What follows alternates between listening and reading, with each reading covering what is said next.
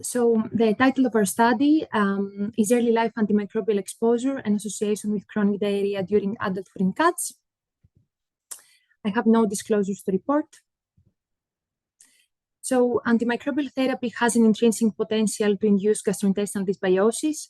This dysbiosis can be transient to long-lasting, depending on the antibiotic class used, the dose of the antibiotic, the duration of treatment, and the route of administration.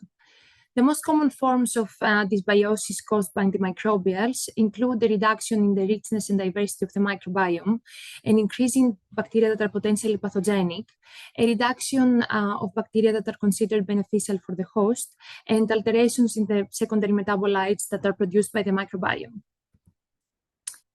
Now, when antibiotics are administered during early life in particular, they also seem to delay the developmental progression of the microbiome. And when I say developmental progression, I mean the time when the microbiome reaches maturity. In humans, we know that the microbiome matures around the age of 2 to 3 years. Now, what happens in cats? So these results here are part of my PhD study that we did in Greece. So here you can see 3 histograms. Each one represents a group of cats. The first one represents 15 healthy cats that were classified as control group. The second one represents cats that were treated with amoxicillin clavulanic acid. And the third one represents cats that were treated with doxycycline. In all of these cats, we collected fecal samples during their first year of life, starting from 2 months of age, which is day 0. And then we collected subsequent fecal samples at 3 months of age, which is day 20 or 28, at 4 months of age, which is day 60, at 6 months of age, which is day 120, and at 1 year of age, which is day 300. In these fecal samples, we calculated the dysbiosis index. Just a reminder, a negative dysbiosis index is consistent with normobiosis. A dysbiosis index between 0 and 1 is consistent with mild dysbiosis, and the dysbiosis index of more than 1 is consistent with more severe dysbiosis. So as you can see here, in all cats at 2 months of age, which is day 0, the mean dysbiosis index is positive. So that means that these cats had a dysbiotic microbiome at this age, which most likely reflects that the microbiome was still immature. Now let's see more closely what happened in cats of the control group. So on day 20 or 28, or at 3 months of age, the mean dysbiosis index becomes negative, with some cats still having a positive one. And then at 4 months of age, or day 60, the dysbiosis index of most cats is negative. So someone can say from this graph that the microbiome of cats matures between the age of 3 to 4 months. What happened now in cats that were treated with antimicrobials? So as you can see in cats that were treated with amoxicillin clavulanic acid, at 3 months of age, the dysbiosis index remained positive, and then 1 month later, it normalized. And then in the doxycycline-treated cats, the mean dysbiosis index was 0, and then it became negative by the age of 4 months, with some cats still having a positive one. So I think someone can conclude from these graphs that the use of antimicrobials delayed the maturation of the microbiome by a month.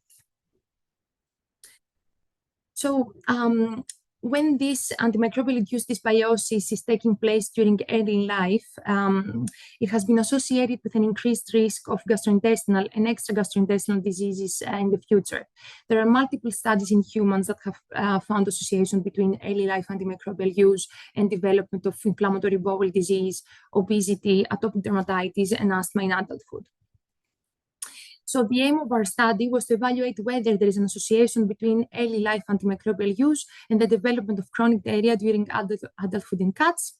The results presented here are part of a larger ongoing investigation of the association between several other parameters other than antimicrobial treatment and different outcomes. So this was a cross-sectional questionnaire-based study. The questionnaire was completed by veterinarians after communication with the owners, along with access to the medical records of the cats. The questionnaire was designed in a way so we could investigate associations between various disease outcomes and antimicrobial therapy in life. So not only gastrointestinal diseases, but also different types of diseases, such as respiratory diseases. The questionnaire was consisted of 3 parts. The first part contained some general questions related to the signalment of the patients, whether they were born naturally or with cesarean section, whether they were weaned prematurely, if they were indoor or outdoor cats, their vaccination status, and whether they were receiving worming and flea regular treatment. The second part of the questionnaire was related to questions, to dietary questions, the diets that the cats were currently receiving and the diets that the cats were receiving before the age of 1 year. We classified these diets based on their quality on high, medium, and low quality, and based on their consistency on dry, canned, homemade, and barf diets. The third part contained questions related to the medical conditions of these cats. We tried to investigate any conditions that the cats had. As you can see, we did not focus exclusively on gastrointestinal diseases, but also on different types of diseases. And also, we did not only want to see the effects of antimicrobials, but also other factors such as early weaning or the birth type of the cats. So cases were classified as cats that received antimicrobials before the age of 1 year. Controls were cats that did not receive antimicrobials before the age of 1 year. And then the outcome was finding cats that had an abnormal stool consistency for more than 3 weeks. These cats should have gone through a GI workup. So we should have excluded extra gastrointestinal causes of chronic diarrhea, infectious causes of chronic diarrhea, and these cats should have responded to a dietary trial with either a novel protein or a hypoallergenic diet, or we should have available histopathologic results consistent with an inflammatory or neoplastic enteropathy. For our statistical analysis, we performed univariate logistic regression analysis in order to screen for potential risk factors associated with chronic diarrhea during adulthood. Parameters with a p-value of less than 0.2 were included in a multivariate logistic regression model, and a backward stepwise approach was applied. So we included a total of 104 cats. From these cats, 97 had a complete medical history. So from these 97 cats, 55 cats were treated with antimicrobials before the age of 1 year, which is a very high proportion of cats, and 42 were not treated with any antimicrobials. From the 55 cases, 10 had chronic diarrhea, that is 18.2% of the population. And then from the 42 controls, only 1 had chronic diarrhea, which is 2.4% of the population. So some more information about the cats that had chronic diarrhea and received antimicrobials. 4 out of 10 were diagnosed with a food-responsive enteropathy. 4 with a lymphoplasmocytic inflammatory enteropathy, and 2 with small cell gastrointestinal lymphoma. The median age of diarrhea onset was 2 years, and this was ranging between half and 10 years. And then 3 out of 10 cats received antimicrobials before the age of 6 months. 4 received antimicrobials between 6 to 12 months of age. 3 received antimicrobials in both age groups. And then 6 received more than 1 antimicrobial course. And then in terms of the most common antibiotics used, 6 out of 8 cats received beta-lactamases and 2 out of 8 fluoroquinolones. So here, this is a forest plot, and you can see the odds ratio, and it's 95% confidence interval of cats that were treated with antimicrobials before the age of 1 year and then developed diarrhea during adulthood. As you can see from the 11 cats that had chronic diarrhea, 10 were treated with antimicrobials. And then overall, our result was that cats that were pre-treated with antimicrobials were 19.9 times more likely to have diarrhea during adulthood after adjustment of all the potential risk factors. So after adjusting for our confounding factors, we concluded that cats that were treated with antibiotics during their first year of life were more likely to have chronic diarrhea when they were adults. It is well known that antimicrobials lead to gastrointestinal dysbiosis, and this dysbiosis subsequently affects the metabolites that the microbiome produces. We know that some metabolites are very beneficial for the host. So antimicrobials have, it has been shown that antimicrobials can lead to a reduction in particular short-chain fatty acids, such as butyrate, which has anti-inflammatory properties and is an energy source of colonocytes. Then they can also lead to a reduction in secondary bile acids that also have direct anti-inflammatory and indirect anti-inflammatory properties.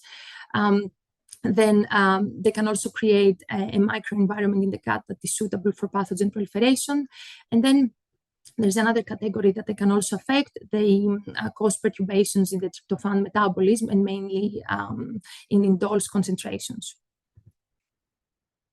So this is one of the main examples of studies that humans have. In this study, they included approximately 24,000 people with inflammatory bowel disease. So as you can see here, the odds ratio for patients who were treated with antimicrobials was 1.88 and for the diagnosis of inflammatory bowel disease. Also, patients that were treated with antimicrobials were 2.27 times more likely to be diagnosed with Crohn's disease. And then the other interesting finding in this study was that the risk was increasing as the number of antimicrobial prescriptions was also increasing. Another study in cats that they wanted to investigate the effects of antimicrobial administration on disease susceptibility after experimental infection with enteropathogenic E. coli. So in this study, they used 16 6-week-old cats. 8 of them were pre-treated with a cocktail of antibiotics and 8 were used as controls. Then all these cats were experimentally infected with enteropathogenic E. coli. And all cats that were pre-treated with antimicrobials, they developed clinical signs suggestive of infection, while none of the control cats developed any clinical signs. I think this study is important because it highlights the importance of a healthy microbiome in maintaining colonization resistance.